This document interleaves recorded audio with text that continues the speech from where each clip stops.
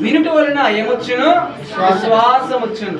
క్రైస్తవుల్లో ఉండాల్సిన ముఖ్యమైన లక్షణం ఏమిటంటే, సంఘస్థులో ఉండే లక్షణము వినడము ఉండాలి. మొదట ఏముండాలి? వినడమే ఉండాలి. మాట్లాడడం తగ్గించాలి, వినడం ఎక్కువ నేర్చుకోవాలి సంఘస్థులు. హల్లెలూయా. అలా ఉంటారు కదా కొంతమంది. మనం మాట్లాడుతూ ఉంటే మనకు అడ్డుగా వాళ్ళే మాట్లాడతారు తిరిగి. హల్లెలూయా. మనం చెప్తుంటే మనకు అడ్డుగా వాళ్ళే మనం చెప్తూ ఉంటారు. అంటే వాడు వింటున్నాడు, చెప్తున్నాడా?